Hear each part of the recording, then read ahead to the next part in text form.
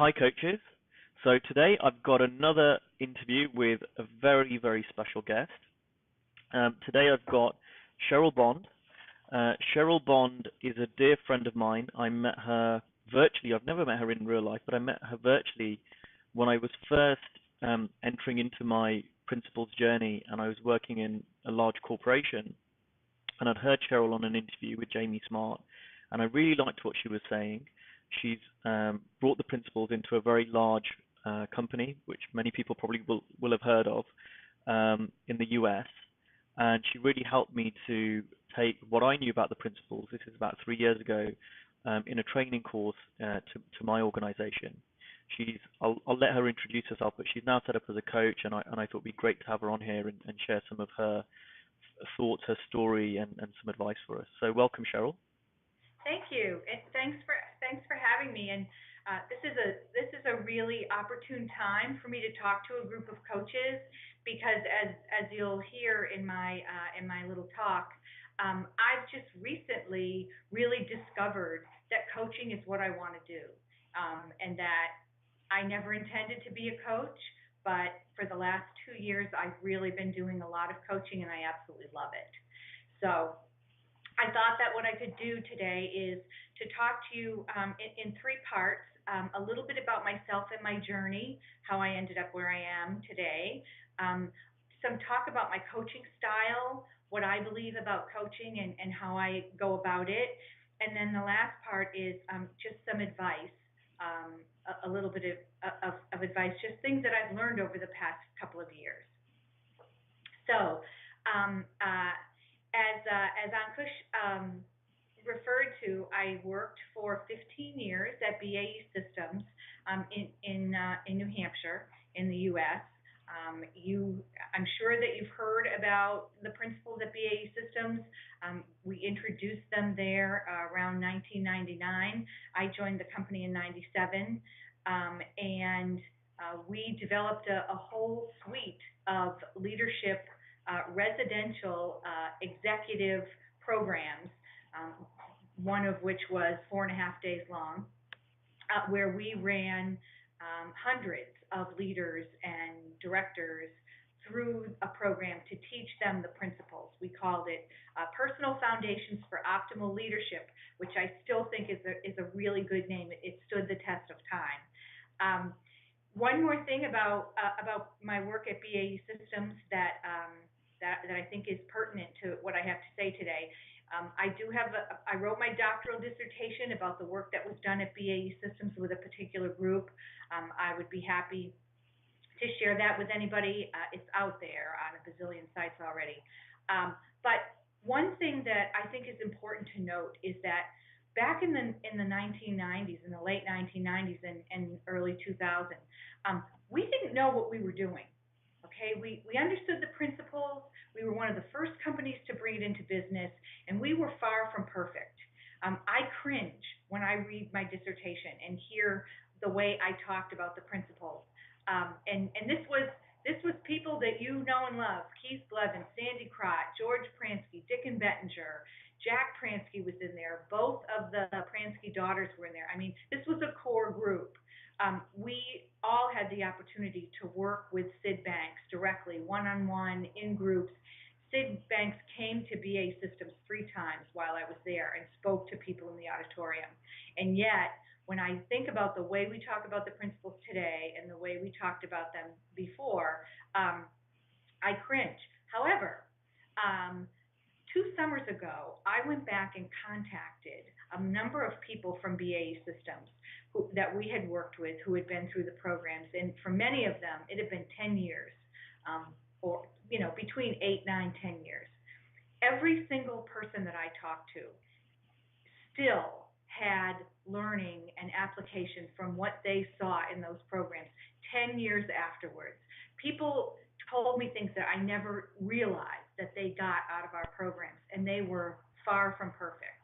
So just keep that in mind, that everybody's on a journey teaching the principles, and it doesn't have to be perfect to make a really important impact. Okay. So just for people that there are a lot of new coaches in this group. Mm-hmm. Some people have been around for some time. But for people that are new and maybe haven't heard the story about BAE Systems or haven't heard your story, maybe we could just spend a few minutes on that. So could you just tell us what was your role in BAE Systems, how the principles came to be taught, and then what was your involvement in teaching them in the organization? Sure, sure. So I've spent my career in corporate learning and organizational development. When I came to BA Systems in 1997, and Dick Bezoin was the person who was the director of education, training, and organizational development in BAE Systems at the time. BAE Systems, you know BAE Systems because it's a British company, Yeah. and the company in the U.S. was like a subsidiary. So that was what my work had been up to that point. I did leadership training, I facilitated, I did 360 feedback, I did coaching. I didn't call it coaching, but I did it. I did a lot of training. I was very training specific, design, development, delivery. I did a ton of it. 20, and now I've had 25 years doing that. So, who would think that when I joined a Department of Defense contractor in 1997 that I would learn something that completely changed my life. The story of how the principals came to BAE Systems is another wonderful. It was chance. It was totally chance, and I think that Dick Bezoin doesn't get all the credit that he deserves for really starting the program at BAE Systems. Um, when Dick was on a lunch break, he went to the library in Nashua, and a book caught his eye called "Sanity, Insanity, and Common Sense." And that hit him. He was like, "Wow, that sounds pretty cool." So he took the book out and he read it. At the end of the book, that was the time when George Pransky was selling a lot of cassettes about the principles. So there was a whole list of cassettes. So Dick started buying them and sharing them with people at BAE Systems. And he bought so many that at some point he got this call out of the blue from George Pransky. And George said, "Who are you? And why are you buying so many of my tapes?" And so that started the relationship between BAE Systems and Pransky and Associates. Um, Another thing that happened that was, I think, wonderful fate was that BAE Systems had a lot of red programs at the time, programs that were in trouble, and the dot-com boom hit. And so a lot of the technical people that they needed to execute their programs were leaving the company because it had a crap morale and So, so, environment. so just to clarify there, by red programs, do you mean there were projects that were behind schedule, basically? Very behind schedule, yes. Very angry customers, programs that were very behind schedule, and a bad culture. I talk a little bit about it in my dissertation, but very high cost of poor quality, very high attrition, all the things that are red flags for businesses. So some of the leaders were just desperate enough that when Dick pitched, "Hey, why don't we have this guy, George Pransky, come in and talk to your people?" They said, "Okay." And so George started to work with one business area. It happened to be the business area that I supported. And it also happened to have a VPGM who was an old General Electric guy. He was retired Air Force, but he was a GE guy. He wanted to measure things. If we were going to do something, he wanted to measure the results. So we started to work with just the leadership team, no one else in the organization. There are about 1,500 people in the organization. And we started to do quarterly climate surveys to find out if what we were doing with the leadership team was having any effect on the organization. And what we found, and there's more about this in my dissertation, is that it was remarkable, the results in terms of employee engagement and satisfaction that we got just working with the 13 people in the leadership team. And so when the word got out about that, that's when it started to spread. And Don Donovan, who was over the F-22 project, he picked up on this big time, and he had a gigantic program and a huge organization, and he really put a lot of money behind the programs at BAE, did a lot of work with George, with Sandy Crott and Dick and Bettinger. And so it just got infused into the culture. It was pretty amazing. And what did you think about it? Because you weren't a principals person, you were someone working in this organization. So when Dick was your boss, is that correct? Yes, Dick was my boss. He was the best boss ever. And so my personal journey started in 1999. I went out to LaConner for, we called them 4-day intensives. I went out to LaConner for my first 4-day intensive, and I worked with Dick and Bettinger. And I was very nervous, and I had some insights in those 4 days that totally changed my life. I know that sounds so dramatic, but it really did. It completely changed my life. I was not a happy person. I was kind of a little therapy junkie over the years, and I saw the role of thought in my life and what it was doing that wasn't helpful for me. And I think that once you see that, I tell people you can't put the toothpaste back in the tube. Um, you're just going to keep seeing things. You can't help it. Hmm. And then I was lucky enough to be immersed in it. I mean, it became my job.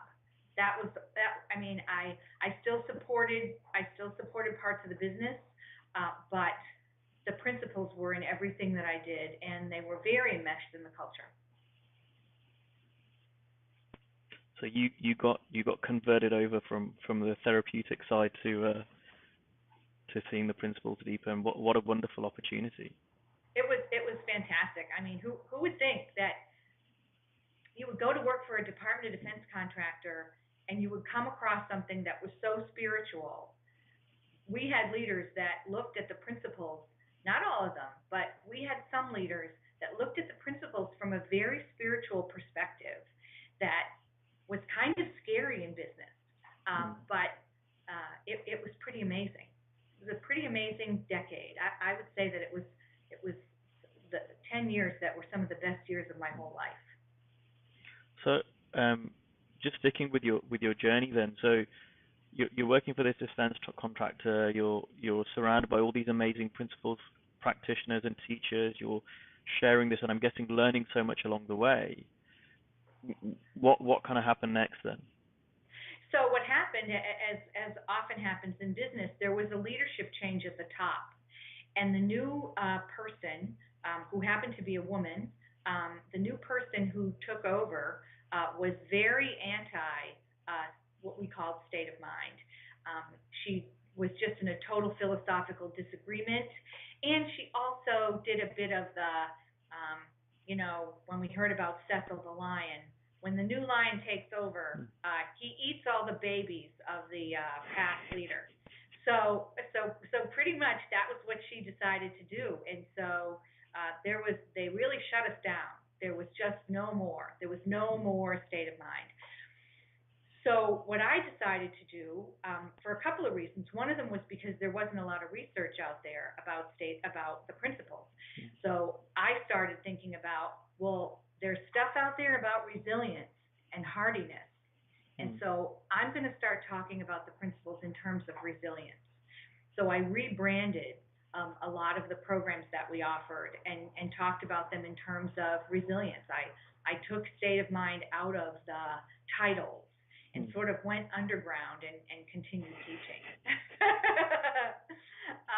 And I continued doing that until in 2011 there was a restructuring and they decided to centralize the learning and organizational development function.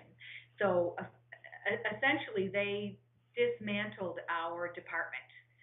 So all the embedded work that we had done, we had a suite of executive programs that were world class. Took them all down and just eliminated all of our jobs. So you can imagine how that felt. So in 2012, one of my businesses that I had worked with for a very long time, they hired me on. They kept me on as a part-time contractor. So for 2012, I was completely in denial that my job was going away. I kept thinking I was kind of putting a half-baked effort into starting my own business, But I kept thinking that, well, they can't possibly not have me part of the company anymore. And so then in November of 2012, I got the cold hard slap in the face that the day my badge didn't work anymore. And I found out that they could not renew my contract and that I really was gone from BAE, which was very traumatic, especially those of you who have a work family that you love. Well, my work family was gone, so it was very traumatic. Thank goodness I knew the principles, because the understanding that no matter how much it looked like BAE did this to me, it was really my experience of it, and that kept me going.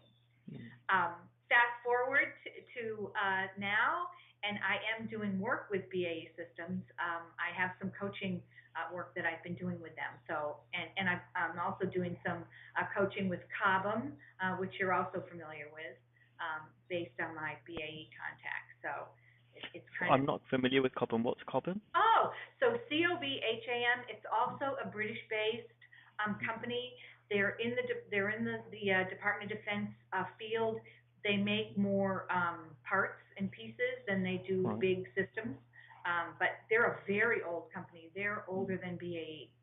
Yeah. Wow. Okay. Yeah. So Cobham bought a part of BAE that I supported, and so when I started to do some networking, I hooked up with them, and I've done some facility. So this kind of gets to my point. I facilitated a 2-day leadership meeting that Cobham did, and now I'm coaching one of the leaders on that team. I did not lead with the principles. I led with the fact that they know that I'm an OD professional and I can do things, but I never do anything where I don't sneak the principles in. Yeah. I always teach the principles. So that's 2012. 2013 was my year of transition. It wasn't fun. I was really thrown into the deep end of the pool. I never wanted to have my own business. I didn't like not being part of something, and I really had to call on my own understanding of the principles to get me through. So again, stuff just happens. One day I thought, I wonder if I could be a coach. I hired people to do executive coaching when I was at BAE, because the external people always have more credibility than any of the internal people. So at a certain level, we always hired, outside people. So I thought, well, maybe I could be a coach. So I called my contact at this consulting company in Boston and told him what my deal was, and he said, with your Department of Defense and technical experience, just send me your resume. Of course we want you to be one of our associates. Now, what that did for me was it took me out of the front end of the business, where I had a lot of thinking that I wasn't good at that. I had a lot of thinking about selling and networking, and none of it was good. So it took me out of that in some sense, but not completely, because I still had to go to tryouts for my coaching. So the way this company works, they have a leadership program, a 9-month leadership program that has a coaching component to it. So I started to do that right away, and I've probably coached about 25 people over the last 2 years who have been through this leadership program. They're young technical people who are making the shift from being technical experts with a lot of credibility to alignment and execution and strategy and leadership. It's a great program. I love it. And I also do the executive level, vice president, director level executive coaching, and those are the ones that I go for a tryout. They send my paper to the client. The client decides they want to see a couple of coaches. So I have a meeting, an introductory meeting, where essentially I'm selling myself. I'm getting rapport, getting alignment, and so that's been working out. So I had that stability of the contract work. And a lot of people poo-poo contract work, but it's paying the mortgage, um, and I love it. And so I also started doing more networking. The more I learned from working with the consulting company, the more confident I got about going out on my own and soliciting work. Um, and it also, the most important thing is that just in the last 6 months, I've discovered that I really love coaching. I love coaching. I used to say that I was a teacher and a trainer, and that's what I did. And that's I still do it. I'm good at it. I've been doing it for a long time, but I really love coaching.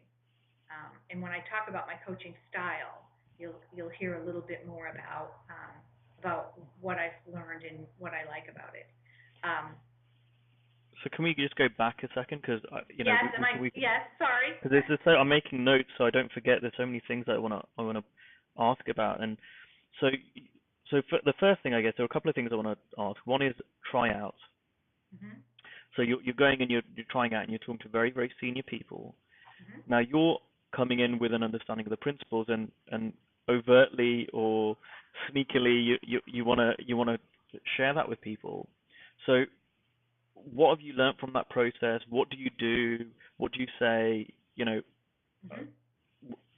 is it about where you're coming from? Are there certain things that you say? Do you need to talk their language? How do you keep it pure principle? There's so many things that I guess are Yes. people might be wondering when they're in that situation with a business person. Yes. Great. So the first thing is how I show up, and how I show up has to do with my personal grounding and understanding. So I I like everybody. One of the things that understanding the principles that has helped me with is that people do the best they can based on how they see a situation in the moment. So I say, and my Camden people know this. Um, I like the difficult people. Send me to coach the person that no one likes.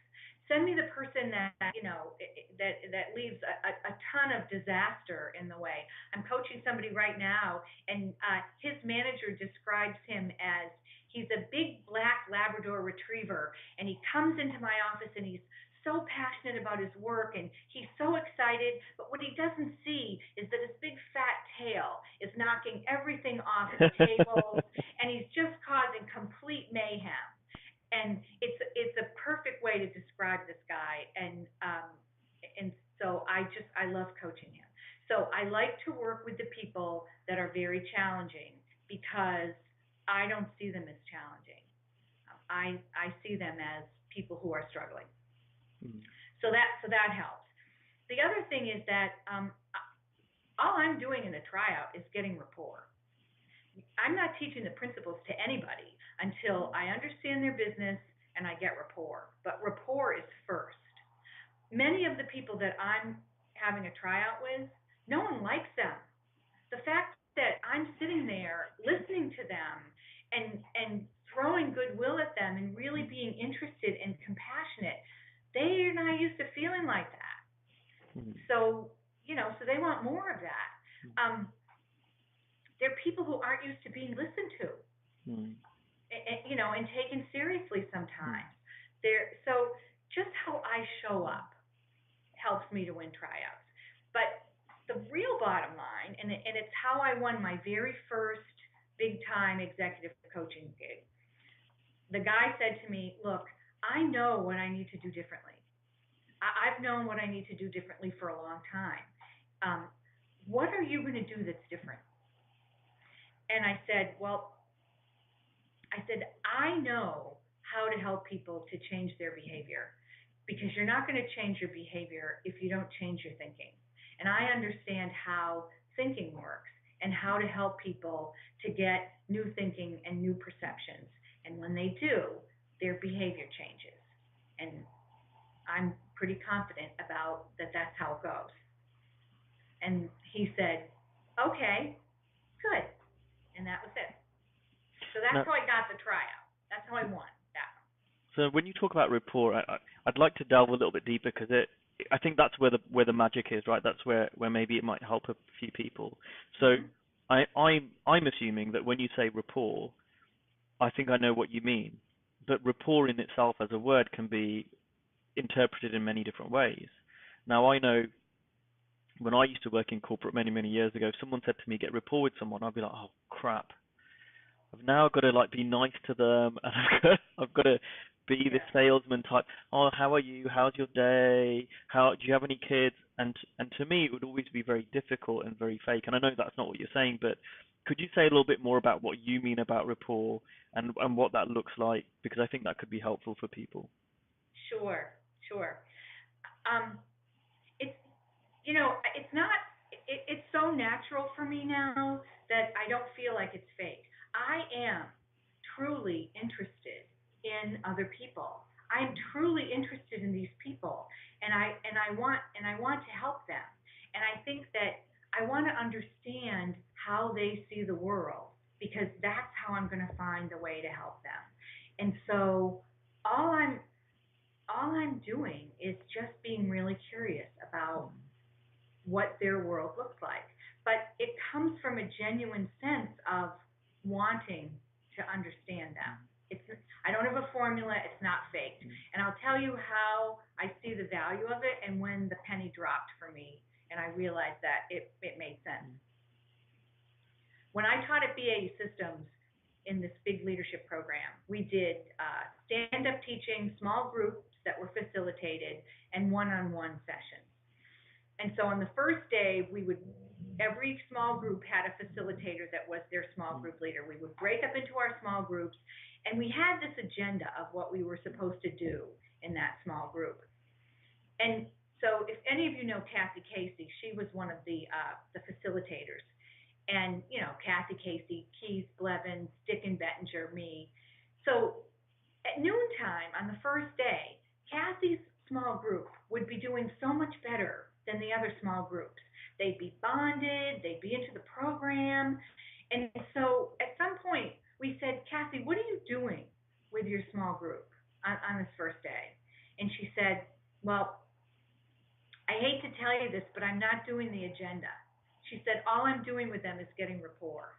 She said, I'm just asking them to talk about themselves, to introduce themselves to each other, to learn a little bit about, where they are, what they want to get out of the program. And so just that feeling that she brought to that small group settled people down, got them connected, and from the get-go, they were more engaged and learning faster than any of the other people. And so then I tried it. I started to do that, and it worked. It wasn't a waste of time to talk to people and to get rapport. It really helped, and so I just kept doing that. And I yeah, sorry. no, go ahead. I love what you're saying because I feel a similar sort of thing that again when I used to work in corporate for many years when someone would ask me a question or if there was a challenge or something, it was like I've got to go in with a really clever answer. I've got to go in and I've got to impress people. And sometimes it would work and sometimes it wouldn't and that's the only way that I thought things how things worked. And then slowly as I got into coaching, I mean I did coaching and corporate work at the same time for a little bit before I've done coaching full time. But I found myself in meetings, like you said, being more curious and asking questions. And a really interesting thing started to happen. I started appearing far more intelligent than I used to because and then I started noticing other more senior people who were more considered. So if someone presented a challenge or, okay, we've got to try and achieve this or that, most people would go in and say, oh, well, why don't we do this? Why don't we do that? And this is an option. And I used to be like that. I was the ideas guy, all of these ideas. Mhm. Mhm. And instead, when I went, well, okay, well, first of all, let's try and understand, are we all on the same page? Like, why are we trying to do this? Has stuff been done before? Is there things that we can all this sort of stuff? And all of a sudden, everyone's like, Ankush is quite clever. He really thinks about things. And it works with business people. It also works with clients. Whereas I used to be the guy that had to go in there with a great answer, And now when I get asked a question, I want to make sure, slow down and make sure that I'm understanding what it is that's going on for them. And so what I heard in what you said was not about, oh, you're naturally good at rapport in terms of just getting along with people. It's not necessarily asking them about stuff you don't really care about, but you want to understand what their world is like. So I can imagine you going and talking to a challenging VP or something and just saying, well, what's the cause of your challenges? How does the world look like to you? What would make your life easier? Because that you need to understand how they see, or it's helpful to understand what they're looking at, so that you can go, okay, there's a misunderstanding. There's a misunderstanding. That these are the things I can help him with or her with, Mhm. and Mhm. that's a really cool distinction. Go on, sorry. Exactly. No, that's exactly right. And my perspective helps me.